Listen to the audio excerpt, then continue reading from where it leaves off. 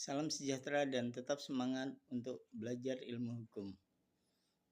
Saya A. Edi Purwanto dengan NPM 222136666 Fakultas Ilmu Hukum Universitas Bandar Lampung.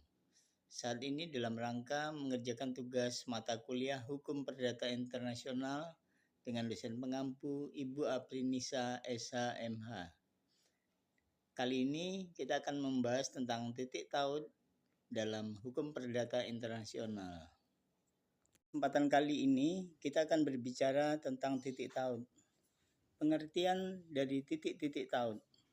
Berdasarkan pendekatan tradisional, proses penyelesaian perkara HPI sebenarnya dimulai dengan evaluasi terhadap titik taut primer. Dan setelah melalui kualifikasi data dan fakta, konsep titik taut kembali digunakan dalam artian sekunder dalam rangka menentukan hukum yang akan diberlakukan dalam perkara HPI yang bersangkutan. Definisi dari titik-titik taut atau point of contact atau connecting factor atau titik pertalian. Fakta-fakta di dalam sekumpulan fakta perkara HPI yang menunjukkan pertautan antara perkara ini dengan suatu tempat, dalam hal ini negara tertentu.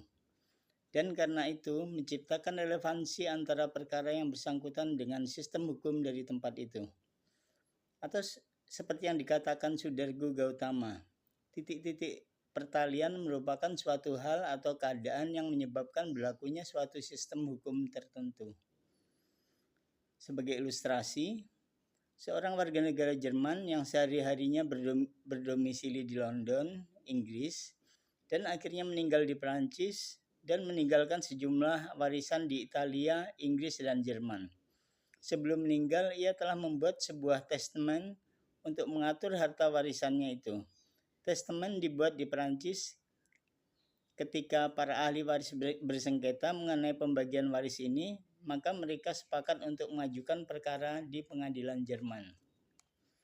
Kaitan atau connection antara fakta-fakta yang ada di perkara dengan suatu tempat atau negara dan juga sistem hukumnya.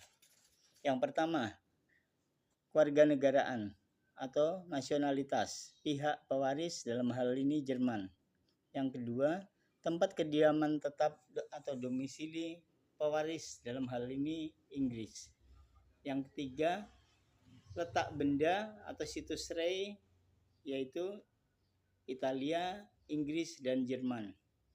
Yang keempat, tempat pembuatan hukum dilakukan, pembuatan testament yaitu di Prancis. Yang kelima, tempat perkara diajukan atau forumnya dalam hal ini Jerman.